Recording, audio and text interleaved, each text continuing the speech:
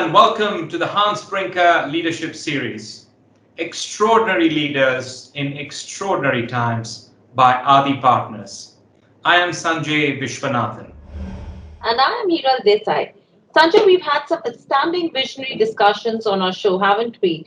And an overwhelming response from our viewers. So thank you all for watching us and following us.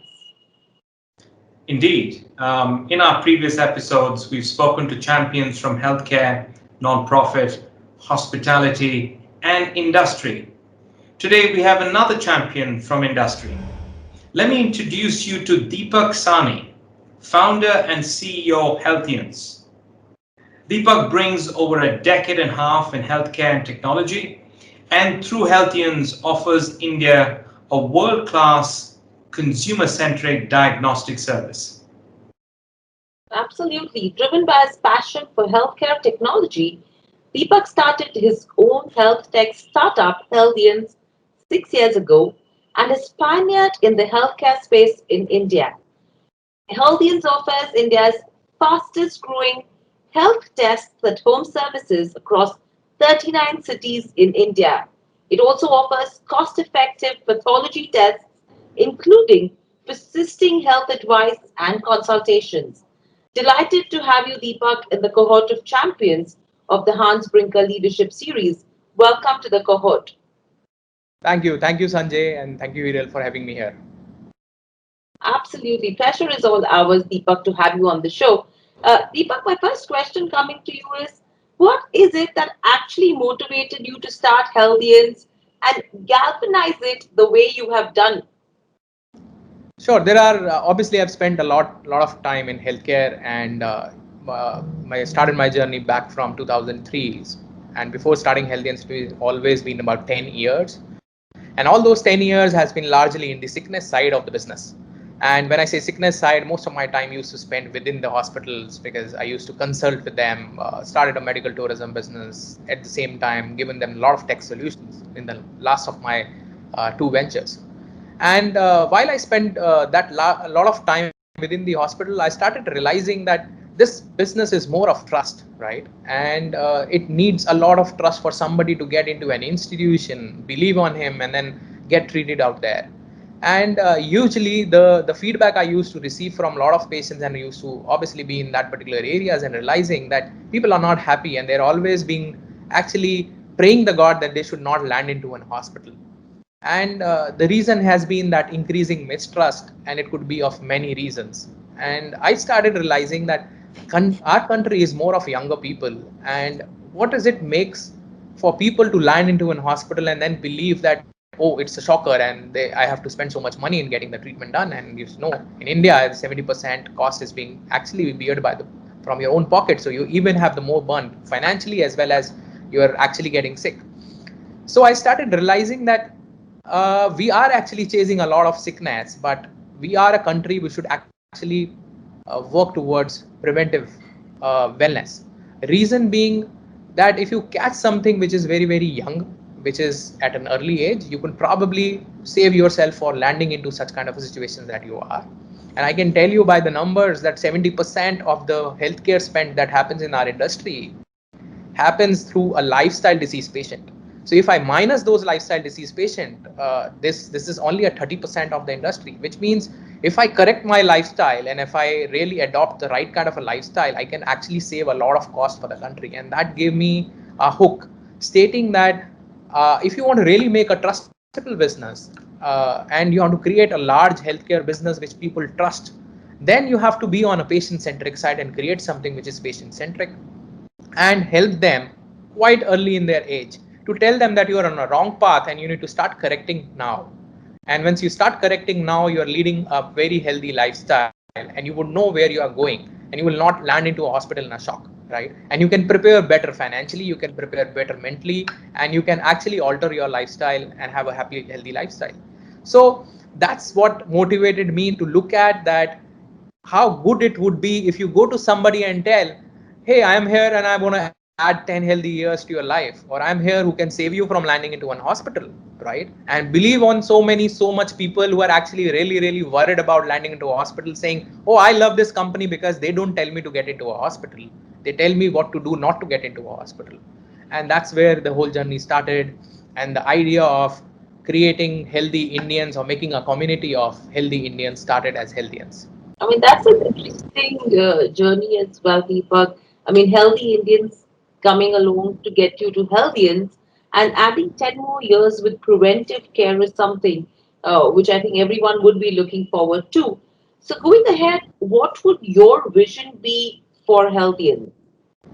Sure. So, like I said, the vision that I started with was definitely to add good, healthy years to people's life. But I want this to be the most trusted household brand that people can trust, and it should go to the nook and corner of the entire India, and then even outside India at one day, which can be known for an affordable and accessible healthcare than anything else. And most of the diagnostic services ends at just providing you results, right? And we want to start from there. So, when we think about technology and the role that it is playing in these unprecedented times, Deepak, how do you see technology disrupting healthcare and improving clinical outcomes? So I think technology, and coming back from technology background, I have always been passionate about integrating technology to healthcare, and I think it should have been done at least 20 years before than now. And a lot of things that is happening today can, as you think, can probably is already disrupting. And if you really look at the times that we are getting into, the data is the key. And till today, we don't have a repository of the large data, and it has become a nightmare for a government also to understand that who's becoming positive in what country, how is it associated with the other guy, and stuff like that. And then apps like Arogya Setu and all that got built. So your even the patient tracing could not be possible today if the technology does not exist. So I think we are leading towards really that. I in my life have seen there are two different ends. One is the healthcare clinical side, and another is technology. And I have seen that a lot of people does not want to get into technology, and a lot of clinicians also feel that the technology is actually taking away the essence of them in being the industry out. And I think that's the first step, that they should understand technology is there to help them, right? We have seen a lot of people criticizing AI, saying that they can't replicate doctors, but no one who created AI till date said that they will replicate doctors. They have just said that we will improve the outcomes for those doctors, and that's becoming possible today. So today, for an example, in our business, I tell you, doctors have been looking at the last reports that you go with them and been prescribing you medicines, right?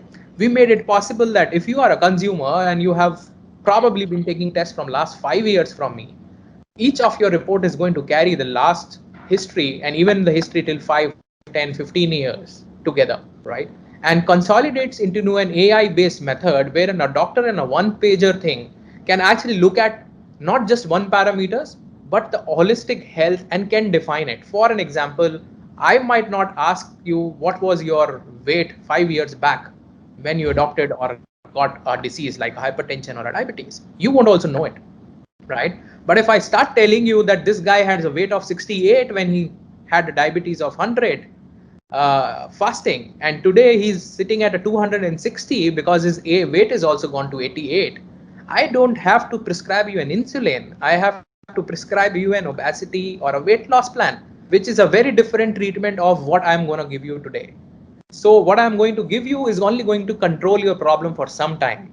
But what I have to give you as a solution is a permanent solution of telling you that you have to get back to 68 and you don't have to take any medication, and give him those plans which technologies can give. And it's a very, very small example, but I can tell you thousands and thousands of such examples wherein depth and insights into healthcare given by our data can actually improve a lot of clinical outcomes, from a management of a lifestyle disease to a largest of an operation outcomes and a success ratio of transplants even, all can be done through technology. So, given that you're approaching it from a different end of a problem solution, i.e., prevention rather than cure, so two parts to this question. One is, who is your competition then? And secondly, how is your business model different from conventional diagnostic firms like, say, ThyroCare and others? Sure. So as you know, the business model obviously is very, very different, and I'll answer that second part of the question later. The first part of the question of the competition is, see, if we really look at a competition right now, I would not say somebody who has an exactly similar model, because we have been able to develop something which is unique. At the same time, it has been adopted. There definitely has been adopted in a different way. People have done some aggregation models, and there are some lot of such apps which have started from providing medicine at home or e-pharmacy and built themselves into providing a diagnostic service as well, along with the teleconsultation businesses as well. We call them all as digital health apps, and we also fall similarly in that category. So by that virtue, or if you look at an overall figure, I think any health app which is offering diagnostic could also become a competition, right? But largely over the time, we have seen that this business is more operationally intensive. It also requires a lot of in-depth knowledge and a large fleet on street. And we've been able to build it from the last 6-7 years, being India's largest in that space. A lot of these apps are today integrated with us, and we service them, then they're building off themselves. So in from that viewpoint, if I really look at today, I don't see any competition who's probably anywhere close to, say, maybe 1/10 of what we are, right? However, there is definitely those digital health platforms which would probably venture into this today, tomorrow, or later if they feel they can do it, and that becomes a competition. Coming to the second part of it, the traditional businesses. So there was a very valid call that we took while we started the business, and I told you the basis of the vision actually helped in that I want to create something which is more patient centric and people can trust. And largely in diagnostic also, when I entered, I saw that mistrust is even much more higher, and that is only on the basis of two things. There are a lot of middlemen in this space, because the traditional businesses, you built a large labs, and then you start appointing a front-end franchisee who further opens up a brick and mortar center and gets a certain commission for getting a consumer sample collected and transferring it to a main lab. And similarly, he further appoints and talks to a lot of doctors who probably then refers you. And you might have seen and understood a lot of time when you go to any kind of a clinic or a collection center, they used to ask, okay, which doctor, right? And there is no need of asking that which doctor has recommended you or what, because I don't have any such connections, right? But this has actually inflated the cost of test or diagnostic for a lot of people, and this goes as high as 30% to around 60-70%, depending upon which lab, what kind of organization it is it organized versus unorganized. So in an unorganized segment it goes as big as 70%, and in an organized segment it is 30%. So first thing that we changed out there is that we really don't want to go through this B2B channel, and we can really talk to our consumers directly so that they talk to one single entity. And that is why we created an on-demand, first in India, B2C diagnostic business. Now, the question that many had was, the patient is actually coming through our doctor, how you're going to talk to the patient directly? And then our second vision started coming in place, that if I have to convince you and make you aware about why you need a health checkup preventively at your 25, 29, 30, 31, I can't make you land into a doctor first and then come to me. I have to make you aware that what you need at what age and how do you interpret that particular result in improving your lifestyle. So it became an independent channel one-to-one, which actually disrupted the space in a way that there can be an existence of a B2C business in diagnostic, which exists as a large business today. At the same time, there is a lot of, I can go back to the consumer, because if in the B2B you don't talk to your consumers directly, right? And there is a big thing being saying that consumers are loyal, right? Franchises are not, right? So if you are attaching a consumer to you and he likes your service, he will not leave you.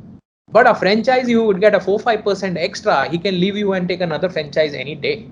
Absolutely. So basically, an industry which has always been functioning in the B2B format, that's something which Healthians has tried to convert to a B2C format by providing better, being cost effective as well for the consumer and better processes. Now, Absolutely. taking this into consideration, Deepak, how has business changed from pre-COVID to now? So I think it has changed a lot.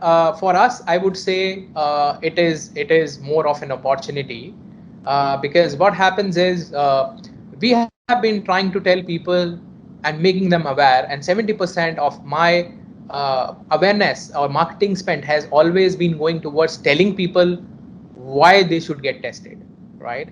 And the essentiality of that particular health that people did not understand was basically brought in by doing again and again those marketing and telling them that what happens if you don't do it. Now, that certainly has actually improved because the awareness toward health is increased. People have seen that I could have everything, and there could be something in the health that can happen, because there has been a World War One, there can be a World War Two, but till for that world wars as well, there is no such world war which has stopped 150 nations on a single particular month or a day, but this disease has. So I think the awareness of people have really got increased now. At the same time, there is a lot of demand for safe at-home sample collection, which the whole business is driven by. And we have seen the patient inquiries almost doubling in. The numbers of samples that we are doing is almost 120% up from our peak levels. And we are actually handling double the inquiries every day and the request every day that we used to handle at a pre-COVID levels. And that is why we have swiftly expanded. We are the ones who have hired the most number of people, I could say, during the lockdown time, because we had to serve more and more number of requests, and that's how we are spreading ourselves another 3-4 years. Right, and that's pretty good because, at a time when people are losing jobs, Healthians has been recruiting people. So that's the kind of impact that you've been creating as well. However, do you think, Deepak, the kind of numbers that we've been talking about right now, is this kind of growth sustainable going ahead? Why I ask you this is to understand the growth plan going ahead. And do you see any barriers to access certain markets or segments, especially because of COVID? So I think if you talk about growth, I think number one, it is 100% sustainable. It is going to grow from there. Then, so you take in any kind of an example, say go back few years and say demonetization as an example, right? So our digital money was hardly 15%, 10% of the market, and it went to about 90%, right? But it still has a long way. So it has not come back to its 10, it's a good 70 plus, right? A lot of people who have become a subscribers of these particular apps started using this particular thing, still uses it because they realize that this is more convenient and more safer, right? Companies like Twitter and Microsoft permanently going for work from home. Why didn't they thought of it before? And it is going to stay because they have done it lifetime. It is not a temporary solution. They've done it. They realize that you're getting the same productivity. The guy is happy because he's with the family. He spends more time at home. He's not traveling. He's not unsafe at roads, and he can give the similar productivity. Why not use it? So I think it's a similar thing in the health also. People have realized that for fighting off any of such things, you need a better immunity. You need to take care of your health properly. You have to adopt things. And one of such examples, I can say you 180% surge in weight loss on Google, 190% surge in gym at home, 220% surge in how to cook healthy food at home. These are all lockdown things that has come up, which clearly shows that the attention towards health is increasing, and it's going to now stay because that's what was actually a plunge, and it happens at the time of demonetization also, and it will happen at this point as well. So, when you think about Healthians and the role that you have to play in society, could you give us an idea of what you've done for society in these difficult times? Sure. So I think a lot of stuff. So I think at the start of COVID, I still remember the date. By 15th of March itself, wherein we were not even in the lockdown, we realized, and we were getting news from different countries, and we got to know that there are two things which is very important to control this spread, and that will come in picture. Number one, people cannot collect at the same place, and there will be an isolation that will be required. And when you require an isolation, you will have to mainly go into providing the healthcare services at the doorstep or where the patient is versus calling him out, right? And we knew that we have this larger strength that is being there, and from 15th itself we started training people on stating that start looking at how do you collect COVID samples, how do you save yourself, how to wear a PPE, how to wear it, and how to dispose it off, how to handle the bio waste in this case, and how do you really make yourself safe. And it took good 15-20 days to actually adopt to that particular change, because it is a very different sample than collecting a blood sample. At the same time, we wrote to a lot of governments, including the central government, stating that we can help to give this manpower, because that's something that the country needs right now without any anticipation, to help them to collect more and more sample to control the disease at the right time. So wherever you think you have a less number of manpower because people are not trained to collect samples, take it from us. And we did, and there onwards we started developing. And I think I should thank the government that they actually took those particular letters and sent it to a lot of states, and those states connected with us, and we told them that we have solutions, and they asked and did the call with us with asking what solutions, and then one by one we launched those solutions. We launched India's second drive-through collection center. So the second thing that we launched was a kiosk and a whisk. This is basically a glass-based kiosk centers which could be portably placed anywhere where there is an spread, and the person sitting inside of that can actually take his hands out and collect the particular samples without changing PPEs for each sample.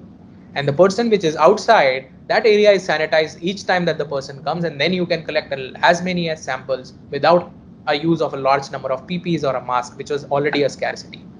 The third one that we launched was a mobile vehicle.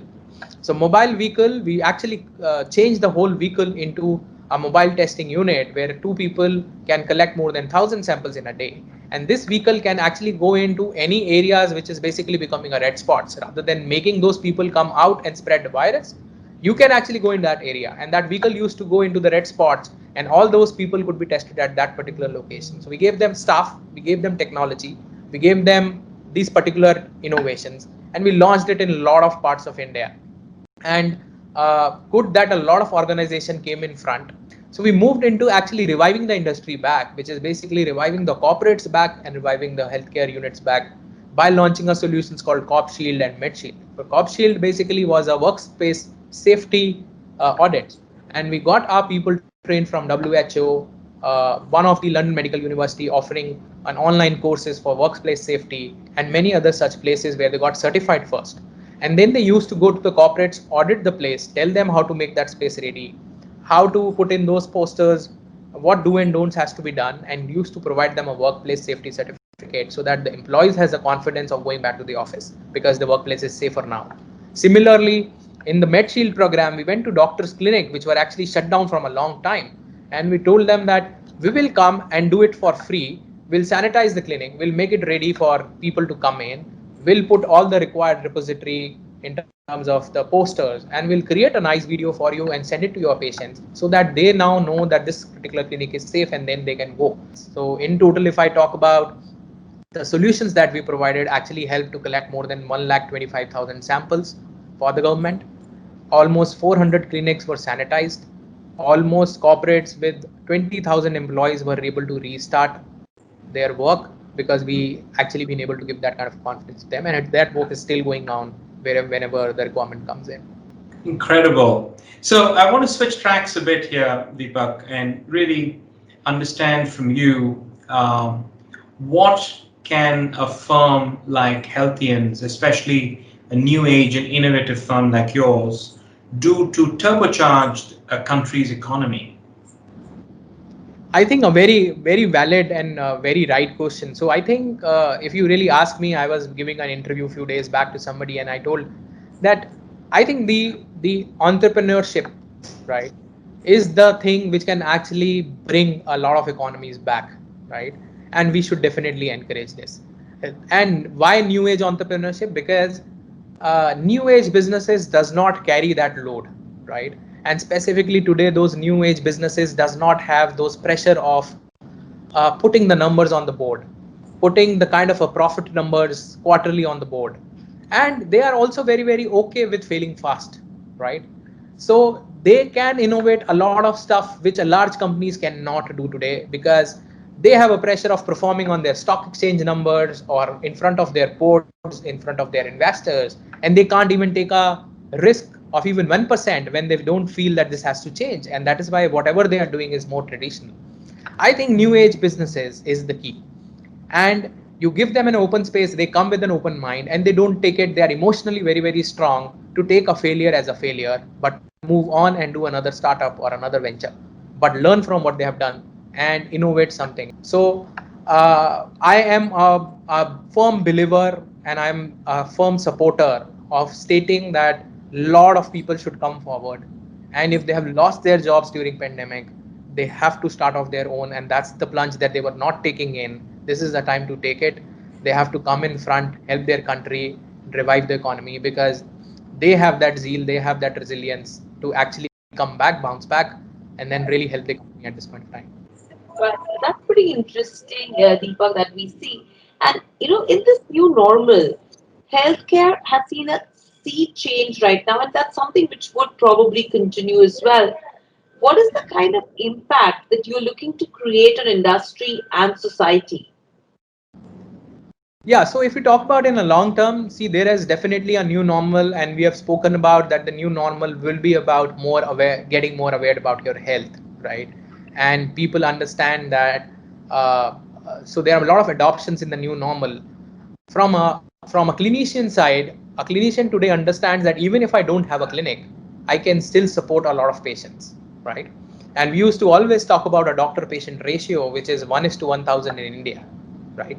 Now, when you are sitting at home and doing it from a telemedicine, I think you have already gone to 1:700 at least, right? You have been able to make a large impact on this new normal because sitting at home, giving a rights and which was due, and government has actually launched it at the right point of time, giving you a guidelines for a telemedicine and making it legitimate, has actually given you an access that the guy sitting 10,000 kilometers away can also have an access to the same doctor that the other has in that particular city, right? So you've been actually opening up those doors, and it's a new normal, and people have realized that. And a lot of clinicians that I am meeting today, they really don't want to go back and open that clinic and spend a lot of money in that real estate. They said, I can see more patient and help more patient, giving them more time on a teleconsultation than meeting them and waiting for them on my clinic. And that's how the accessibility is increasing. And similarly, I think people awareness, the adoption, even if it is 50% on hand washing, hygiene, mask, and safety, is going to go very, very long term. I can guarantee the numbers of infections in the next 5 years is going to be the lowest in the country, because that was the primary reason of infections. So we are seeing a larger virus today, but we are not seeing, if we adopt even 50% to what we have learned, this is a lot of things that we can actually look at. So there are a lot of asthmatic patients, and we know how the pollution increases in these winters. But today I know how to wear a mask, and I'm used to of wearing a mask, right? If I would have done it 5 years, 6 years ago, my lungs would not have been that damaged the way it is now.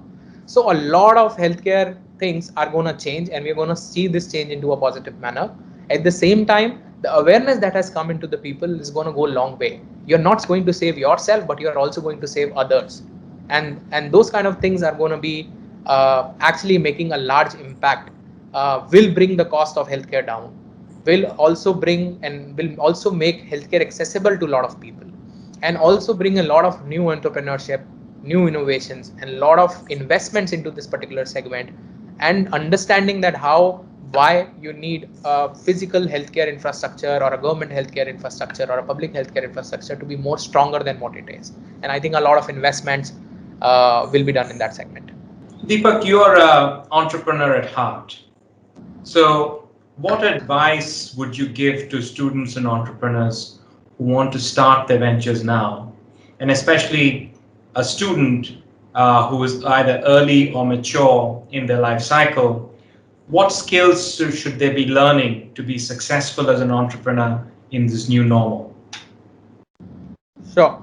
So, yeah, I think with a lot of responsibility, I would like to say, if you are starting something and you want to become an entrepreneur because you have heard somebody like me and you believe this guy has become successful, please don't do it, because uh, because that is not something that you need. You need to be really, really passionate about what you're going to do, right? If you are really out there to make a difference, and you are the one who could probably be standing the last man out, even if 1,000 people tells you that your idea is actually not going to work, but you believe in it, that's where you have actually found something that you want to work for, and that's where your entrepreneurship journey starts. Because then those 100 people or 1,000 people cannot deviate you from what you are trying to do, and then you achieve what you're trying to do. Because anything which is new and original takes a lot of hit back, takes a lot of rejections before it is being built, and that's an example. So to a lot of people who are studying right now and moving towards this, I've already said what the kind of a new wave of entrepreneurs is something that a country requires. But at the same time, you have to learn what at this point of time, what is demanded right now. Don't build businesses because it has valuations. Don't build businesses because you want to make multi-million dollars because you read a news every day that the guy has got these many $1 million. Build it as a real business which can solve a real problem and a genuine problem of a particular people or a particular country. That's the real business that will survive all such unprecedented times, all such covids in the future as well, because what you build is a real business and it has all those strengths that you can survive out these particular waves. You can always make that business profitable when needed. You are always near to shifting your gears from scaling up to bringing it down to surviving it and also having that kind of a courage of living with it even after such times. I think that's where you start learning for when you start preparing for your entrepreneurship. Have that feeling, have that perseverance in mind, and only go for it when you have made your mind that you can actually be standing with it for a long time. You need to sacrifice. For sure, every entrepreneur has to sacrifice. What we see on screens is just a successful person, but we don't see a lot of sacrifice that they have made. And I would say I've been a fortunate and lucky one, but I have come across a lot of entrepreneurs, those who have been struggling and have actually left a lot of things in their life to become what they are. So a deep respect for them. And but even while I say that, I encourage you to be an entrepreneur and help the country at this point of time. That's great motivation. Yes, drive on your passion and try to create an impact out of the business as an entrepreneur that you want to be. And that's something that everyone should be taking from here on. Thank you, Deepak, so much for joining us. That was an extremely insightful discussion. And thank you for sharing your views and congratulations once again for being in the cohort of champions of the Hans Brinker Leadership Series. Thank you. Thanks a lot. I enjoyed it a lot and really spoken from my heart. Indeed, Deepak, that was a remarkable peek into the healthcare diagnostics business, the disruptive forces that you've unleashed through your platform to reshape it, and truly the revolutionary advances that are being led by champions like Deepak Sahni. Thank you. Thanks a lot. Absolutely, and we're excited to discover and explore more champions in this journey of the Hans Brinker Leadership Series. Thank you, everyone, for tuning in. Sanjay and I will be back to share more extraordinary leaders in these extraordinary times. See you soon.